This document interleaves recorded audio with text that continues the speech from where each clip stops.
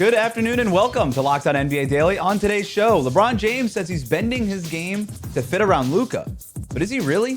We'll talk about the Lakers, who have won 3 games in a row. Meanwhile, the Coach of the Year race is stacked with worthy candidates. We'll talk about who should be considered the favorite for the award so far this season.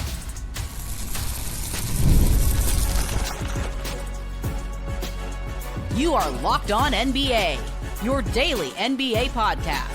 Part of the Locked On Podcast Network, your team every day. Welcome back to Locked On NBA Daily, part of the Locked On Podcast Network, now the #1 sports podcast network. However you're tuning in on YouTube or on your podcast app, thanks for making us your first listen every day. Today's episode is brought to you by FanDuel. Before tip-off, check the FanDuel app and see what's dropping during NBA Happy Hour every Friday from 6 to 7:30 p.m. Eastern. I'm Wes Goldberg. Today we're talking about LeBron telling reporters that the Lakers are Luka's team, the current Coach of the Year race, and a scary losing streak happening in the Eastern Conference. And we're doing it with the help of Locked On's local experts. I have 2 of the best with me as always. From the Locked On Nuggets podcast, he's a senior NBA writer for the Action Network. It's Matt Moore. Matt? Wizards with their 10th win. It's happening. Hive is happening. So excited. I don't know if it deserves the full air horn from the soundboard, but we'll give it a wah, wah, wah, wah. From the Locked On Bulls podcast, he's also a Bears and Bulls creator for Bleacher Report. It's Haize. Last night was fun. Who would have thought that a matchup against the Denver Nuggets and stuff would have been that's exciting? But nonetheless, it was some fun set of games last night. I said Denver Nuggets. I'm talking about Dallas and Sacramento Kings. Najee Marshall taking over in the fourth quarter like we all expected, huh?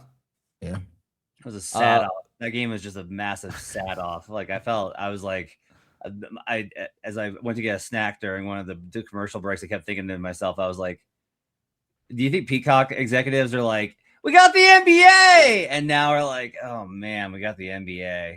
It was a fun game. The thing that was most criminal about that game is who looked at a 11 p.m. Eastern start time and said, Dallas Mavericks, Sacramento Kings. That's your matchup there. Stay up for that one. That's the one I woke up early to watch. I was not staying up for that one, not with a 4-month-old.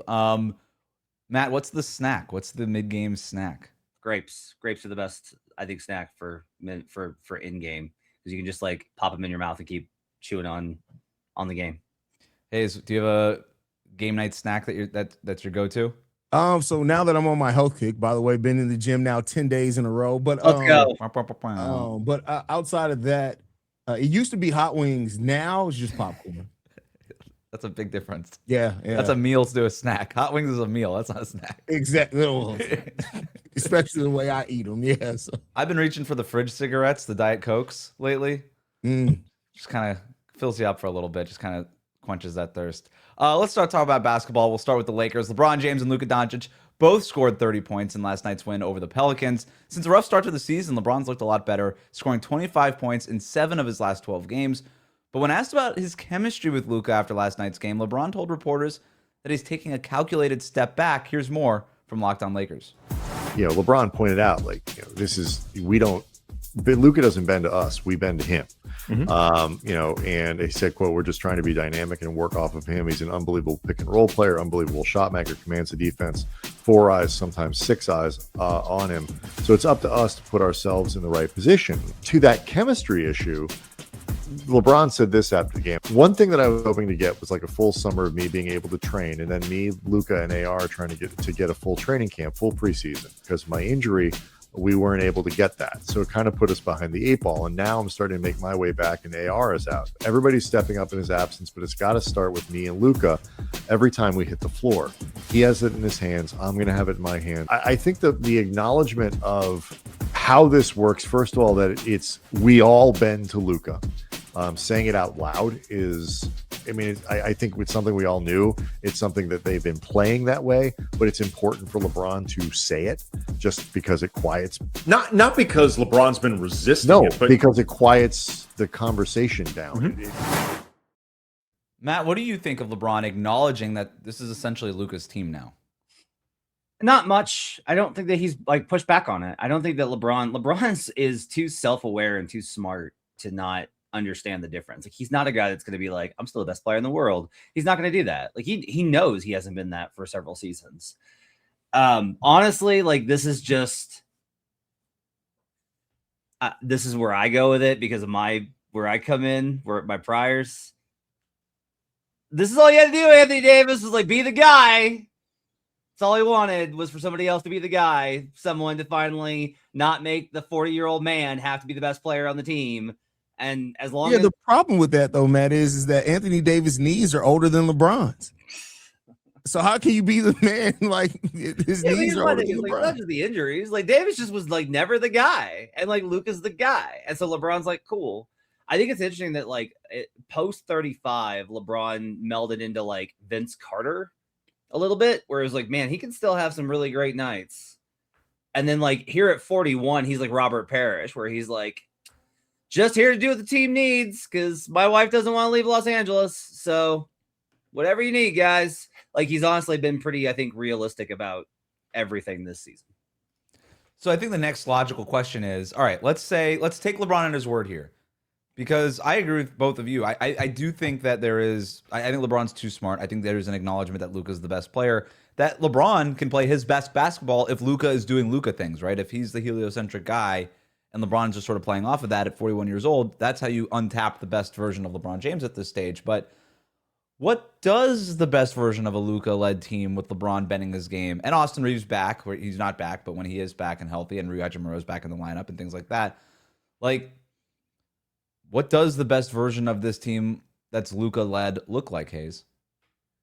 Oh man, with this current team, I think a second round exit personally. I like, even with last night, look at how good the starters were. The starters gave you basically everything you needed, but it also highlighted the lack of depth there by the Lakers. And I think in the playoffs, that's going to be even more important. Like, yeah, it's great when you have 30-point nights from LeBron and Luka combined. You get 18 and 11 from DeAndre Ayton. Marcus Smart gives you 13. Of course, the Austin Reaves in there is going to be a little bit different, but I just don't think the Lakers have the depth. No matter how good they play off Luka this year, I don't think they have the depth to go on a really deep playoff run this year.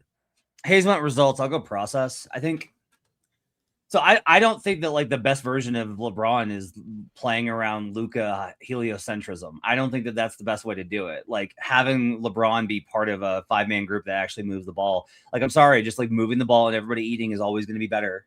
Especially like today, the heliocentrism stuff doesn't work right now. It just doesn't. Like, it does not. It is not a sustainable model. But Luka only wants to play that way. And everyone's like, well, it's because Luka wants to play that way. Like, it is very evident from Dallas to Los Angeles. He wants to play that way. So if you're going to make it work, it's like you have to add, you don't just have to add good defenders. Like, you have to upgrade from DeAndre Ayton to an elite level defender, rim protector, and you have to upgrade from Marcus Smart to an elite level wing. You do that, and like maybe you might be within range. But like, I'm with Haize that the end result of this is like, cool, you put up some numbers, but you're not going to be good enough.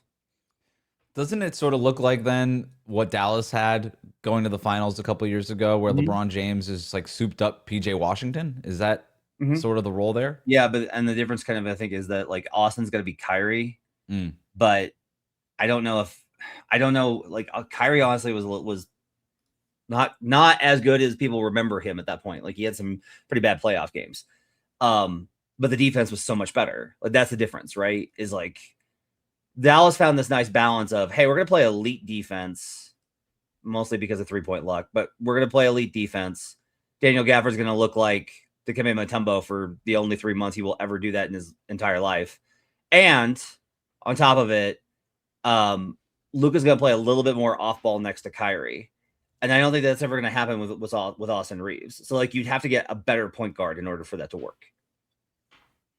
The Lakers have beaten Memphis, and New Orleans during this 3-game win streak. Not exactly the toughest opponents. They do play in San Antonio tonight, Haize. Victor Wembanyama came off the bench for the Spurs last night. What do you think about the matchup?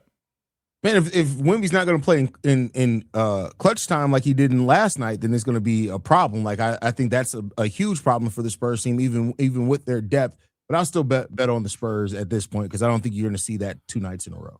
Spurs a little shaky. I think it's weird because it's like, 2 weeks ago, it was like, are the Spurs the best team in the NBA? They beat the Thunder, right? And it was like, the Lakers are spiraling, and now it's like, hey, Lakers have won 3 in a row, and like Spurs lose to the Grizzlies. You're never as good or as bad any given night. This will probably be a pretty good game. Honestly, this is probably a pretty even matchup. The Lakers are still a good team.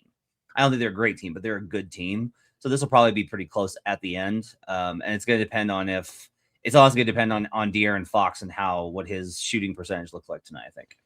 It's going to be a fun game. Luka versus Wemby. I mean, offense versus defense. That's going to be a lot of fun. Mitch Johnson, the Spurs coach, is in the Coach of the Year mix. A lot of coaches worthy of being in the Coach of the Year conversation. We're going to break them down and decide who should be considered the favorite right now after this.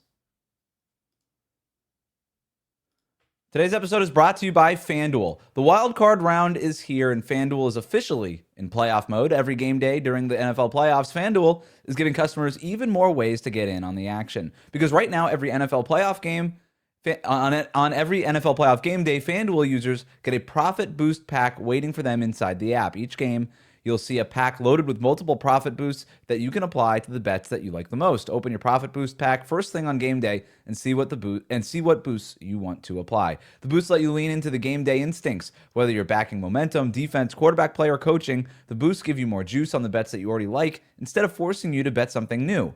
Every play feels bigger, and the boosts make your bets feel that way too. You make your picks, then apply your profit boost to go after even bigger payouts while playoffs get rolling. So visit FanDuel.com, an official sportsbook partner of the NFL, and grab your profit boost pack every NFL playoff game day.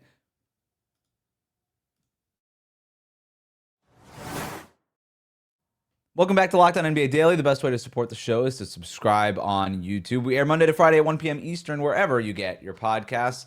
I want to talk about Coach of the Year because there's a ton of interesting candidates, guys, and it feels like it's a pretty wide open race right now. FanDuel has JB Bickerstaff for the Pistons with the best odds at plus 190 to win Coach of the Year. Behind him is Mitch Johnson from the Spurs, who we were just talking about. Joe Mazzulla with the Celtics, Jordan Ott for the Suns, and then Mike Brown with the Knicks. That's your top five. Although if you look at the odds, there's a pretty clear top four with Ott and Mazzulla at both at plus 400. Mitch Johnson at plus 300 and JB Bickerstaff, like I said, at plus 190. Who else should be part of this conversation? Are you looking at these odds and thinking something's out of whack, Haize? Like, where are you on the Coach of the Year race right now? No, this is one of the few times I actually pretty much agree with the odds. I think JB Bickerstaff should be the favorite for Coach of the Year. What he's done with Detroit, and just, I know they've made that progression. They've gotten over the hump, at least in the regular season so far this year. I think JB Bickerstaff, Mitch Johnson, Coach D, that's probably a fair top three there. It's Ott. I think it's Ott. I think it's Ott, Joe Mazzulla, and then everybody else. I love JB, and I'm very glad that JB's having the success because that guy he's a lifer. He's a son of a lifer. He has worked his tail off to get in this position, and he's been phenomenal. However, you're building off of the success last year with Cade and Duran. Like, a lot of this is just like, hey, Cade's been better, Duran's been better. Their defense is sharpened, and they've gotten a little bit of, I think, some luck-related factors. Not to say that the Pistons aren't good. They are very good.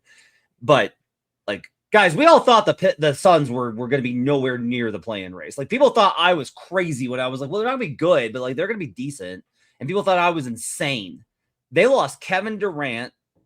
They got rid of Bradley Beal, which, okay, but it's a lot of money that they left on the table, right? They brought in Jordan Goodwin and Dylan Brooks. Jalen Green hasn't played, he's played 30 minutes for him. And look where they are in the Western Conference playoff race. That's absolutely phenomenal. I think what Mazzulla is doing without Tatum is terrific. But again, it builds off of the previous work that was put in. And he has done a great job. And he has found a lot of these ways. But to me, I look at, again, like watching these Suns games and how they play. Because I think when we do this too much is we just look at the results and we talk about Coach of the Year. Look at the process. Look at the way the team plays. Look at how much growth and what a guy is doing to maximize the strengths of what his team has. The Suns don't have a lot, and Jordan Ott is getting a whole lot out of what he has. I think Jordan Ott's coach of the year. See, the thing is, though, is I think you're like you say after trading KD, I think the Suns right now, they're better than expected, no doubt about that. But they're benefiting off the lower expectations of having KD on that team. Like, they're good, but they're in the play-in. Like, I think when you look at the Pistons and when you talk about expectations of the Cavs and all that, they've been better and ahead of the curve of everyone. Even the Boston Celtics, 3.5 games better than the Celtics. Like, I get it, they're building off the back of what they did last year, but it's not easy just to, well, it's the Eastern Conference, but they seem to have taken that next step as a team, though. Jalen Duren's playing amazingly well. He's a most improved player of the year candidate. He should be. I just don't think you can overlook what the Pistons have done because the Suns are in the play-in unexpected. I mean, again, though, it's like historically, actually, the winner has been the guy that has exceeded the preseason expectation the most. Like that's actually what that's what this award typically has been. It's been either that or did you win 60 plus games, right? And they're not going to give it to Dags 2 years in a row. So I get the Suns are in the play-in, but like look at the stretch of the teams that they've played.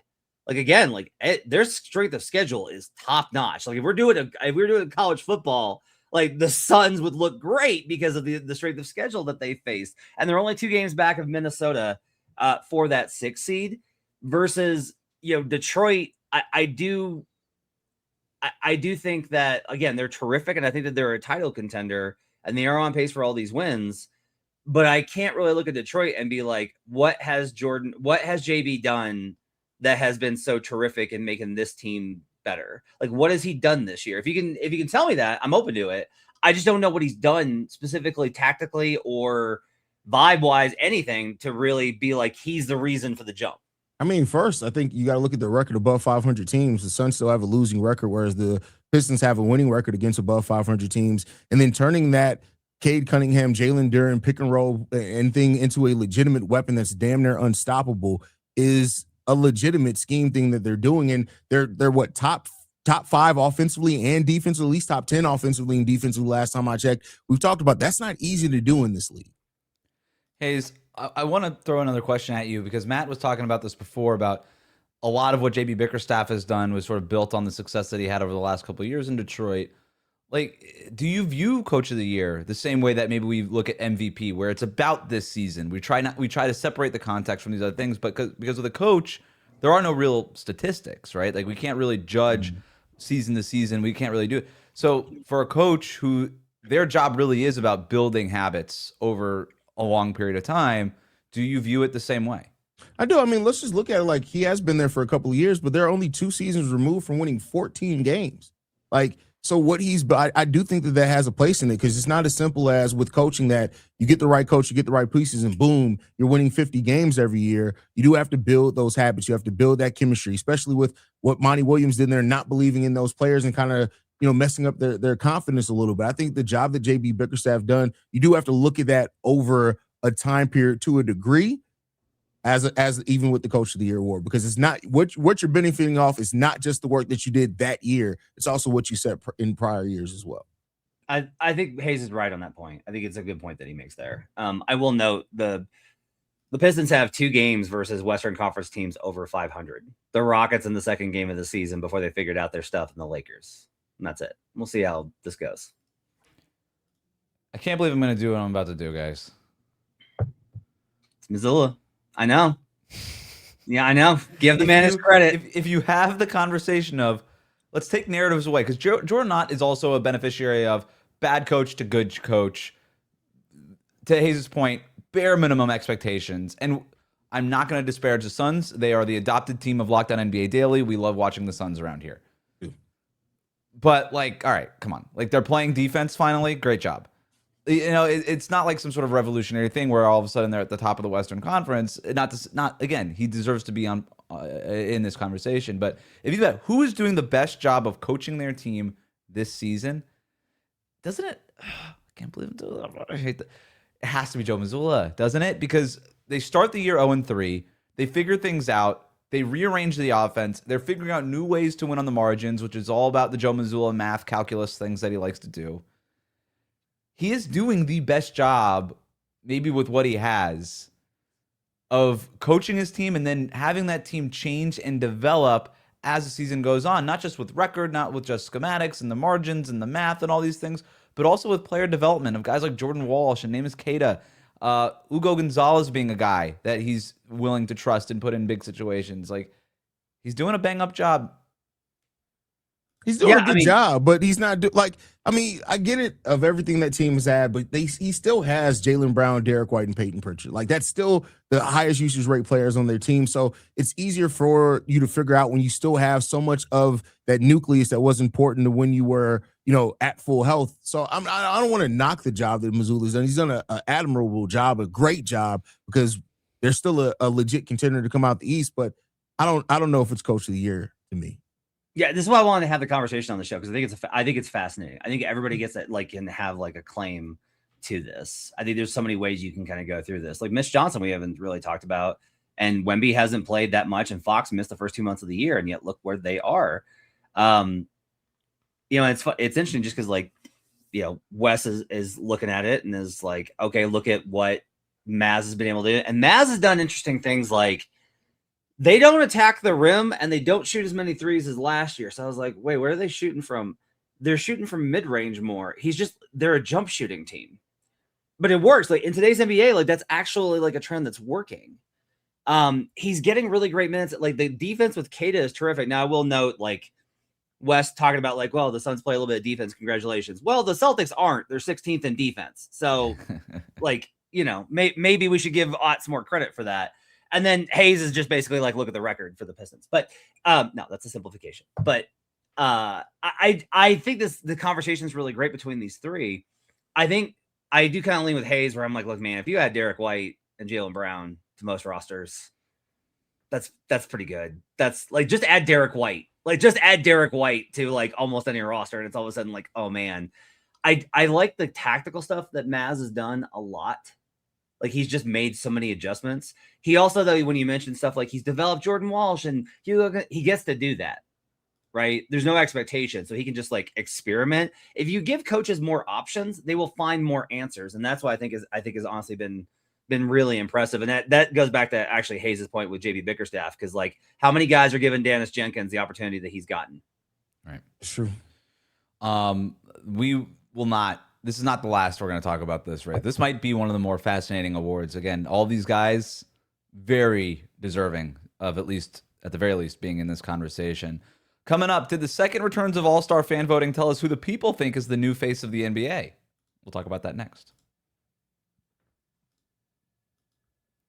Today's episode is brought to you by Rocket Money. Let's be real. Managing your finances can feel overwhelming. Between subscriptions that you forgot about, bills that keep going up, and trying to figure out where all your money actually goes each month, it's easy to feel like you're losing control. And who has time to track every transaction or hunt down hidden fees? That's where Rocket Money comes in, the personal finance app that helps you take control. It finds and cancels your unwanted subscriptions, monitors your spending, and helps lower your bills so that you can grow your savings. One of my New Year's resolutions is to find some of these areas, these unwanted subscriptions, and cancel them. I was shocked when Rocket Money showed me that I was paying for a streaming service that I completely forgot about for basically 3 years. It saved me a ton of money. I love how it tracks all of my subscriptions, and it lets me cancel them right in the app with just a few taps. No more hunting down customer service numbers or going through some sort of online portal. They take care of it. Let Rocket Money help you reach your financial goals faster. Join rocketmoney.com/lockedon. That's rocketmoney.com/lockedon. rocketmoney.com/lockedon. Today's episode is brought to you by Prize Picks. Whether you're starting a new routine or jumping into player projections for the first time, trying something new can feel like a challenge. But with Prize Picks, it always feels good to be right. With high-pressure football matchups every weekend and elite hoops action almost every night, the action never slows down. And Prize Picks lets you stay in control. Prize Picks is the daily fantasy app that makes watching sports even more exciting by letting you build lineups based on player projections. No drafts, no waiting, just pick more or less and play your way. Getting started on Prize Picks is quick and simple. The app is super easy to navigate. It makes watching games more engaging, especially when following individual player performances. I love the flexibility with options like Flex Play, where you could still get paid even if one of your picks misses. And the early payout feature is a game changer. If a player starts hot, you can cash out before the game is over. Download the Prize Picks app today and use the code LOCKEDONNBA to get $50 in lineups after you play your first $5 lineup. That's code LOCKEDONNBA to get $50 in lineups after your first $5 lineup. Prize Picks, it's good to be right. Thanks for making Locked On NBA Daily your first listen every day. The Locked On Podcast Network has a show for every team. Check out Locked On Lakers for more on today's top story. Also, keep it tuned to Locked On Hawks, Locked On Bucks, all the Locked On shows for the latest as we approach the trade deadline in about a month. Let's play one of our favorite games here. It's called The Real Question. Real. How do you define real? It's impossible. I didn't say it would be easy. We'll give you the headline, and then we'll ask the real question behind the headline. Luka Doncic leads all-star vote getters with 2.2 million votes in the second fan returns that came out yesterday.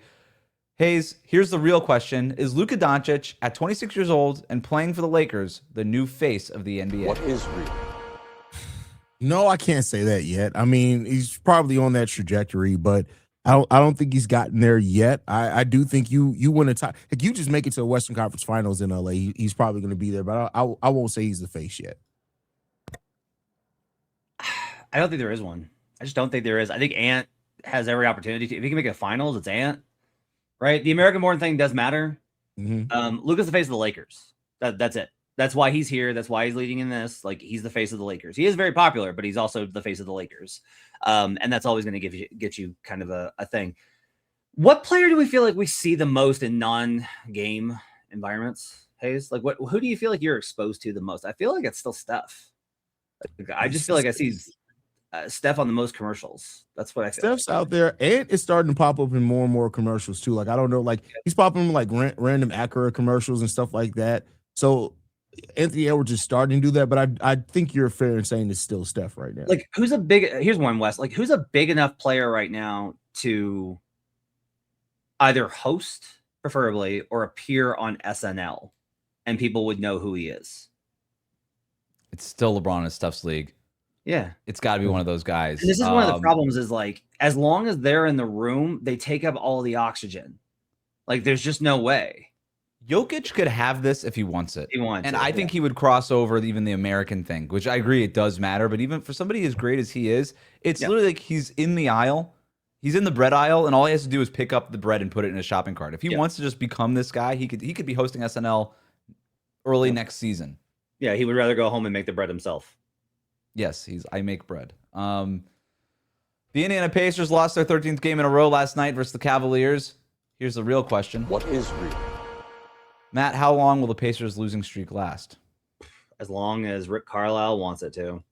Somebody in the league told me this week, they said, I was like, I don't understand how the Pacers are this bad. And he was like, yeah, funny that. And I was like, what? I was like, come on, like, they want to win. He was like, no. He was like, Rick is the master at this. He said Rick knows exactly how to manage the game to put their team in a position where they're competing but not winning. Like, it looks like they could win. Like, they're not the Wizards. They're not even the Kings. Like, they're better than that. And yet their record is what it is. So the Pacers will continue to lose until at which point the Pacers decide, to give the guys a boost, we should go win one of these games that we can win. Because this to me feels a lot like a purposeful season to add some more talent this summer. Yeah, I agree with Matt here. I don't think I think this is intentional. And like watching these games, to Matt's point, you start seeing some of these rotation things that you see, and you're like, yeah, this is very intentional. That's why they own their own pick. They know exactly what they're doing here. But to answer the West, your question outright, how much longer does this losing streak last? I say 5 more games. 18 games in a row. I mean, eventually you just got to mix one in there. Just be like, yeah, we got to win. So we got to feel some good vibes around here. That's why it's so much like so trying to explain this to people is like, okay, so think about 2 different facts. The Pacers might lose 18 in a row, but the Nuggets missing 5 starters and 2 reserves beat the Sixers on the road. Right? Like, it's probability every night, and either the Pacers are the unluckiest team in existence, or great. Well, if you're going to win one eventually, it does make sense to do it in front of your home fans. They have a 4-game homestand coming up that starts January 10th against the Miami Heat, and I can already tell you that's not going to go well if the Heat are the team that. The Heat are fine. Why is everyone freaking out over that Wolves game? The Heat are fine. They just a bad matchup versus Minnesota. I agree. They are 3-11 over the last 5 seasons against the Timberwolves. I'll say they beat the Raptors on January 14th. That's a good one. All right. That feels like a prediction. That feels like a Locked On Raptors is like, come on. Last one here. The Pelicans play the Hawks tonight in the Blizzard Bowl. On draft night, the Pelicans traded an unprotected 2026 first to the Hawks to move up to get Derek Queen. So here's the real question. What is real? Haize, with the way that Derek Queen is playing, does that trade look better now for the Pelicans? Yeah, I said this when we talked about it before. Like, The Pelicans are in a unique position where they can still win and lose that trade. And the reason why I mean that is they got a good player in Derek Queen. Derek Queen is good. He's good at what he does. I think he's even better defensively than I was expecting. But the way that this team is losing, if they still hand the Atlanta Hawks a top 5 pick, they still can lose that trade. But they can win and lose it. But Derek Queen's a good talent. The player that they traded for is really good. Reality is in the eye of the beholder, right? So you kind of get to decide here. There's 2 ways to look at this. One is that draft pick could be anything. It could even be a player as good as Derek Queen. So that's the pro Pelicans argument. The counter would be there probably was a way for you to get Derek Queen without trading your your number 1 or your first round unprotected pick. And the only thing better than Derek Queen is Derek Queen and next year's unprotected first round pick. So it's like whichever one you want to choose there is kind of what determines reality. Derek Queen's really good. The trade doesn't look as bad, but again, as we like to process results, all these things, it was a bad trade. It was a bad trade when they made it. The other part that I like to remind people, Derek Queen doesn't also have to outperform that draft pick that they gave up. So does Jeremiah Fears, because they could have just taken Derek Queen when they took Fears. Well, Fears has also been, I think, really good. I think Fears is good. For sure. I think a good way to do this is if you told Joe Dumars you're going to finish with a bottom 3 lottery spot. Are you trading? Does he still do that pick? He does not. He does not trade it then. No, there's no way. There's no way he takes Queen. I don't know, man. I think he should do it. He might. I really do think Joe Dumars just fell in love with Derek Queen. Like, I get you, man. What you're saying is logical, right. But I don't know, man. It just seems like Derek Queen just Joe Dumars loved Derek Queen. Joe Dumars has got Derek Queen on both phones. That's how much he loves him. If you like what you heard today, subscribe to Locked On NBA Daily wherever you get your podcasts, including on YouTube. Thank you to Matt and Haize for their expertise every day. Thank you for making the Locked On Podcast Network your first listen. We'll see you right back here tomorrow on Locked On NBA Daily.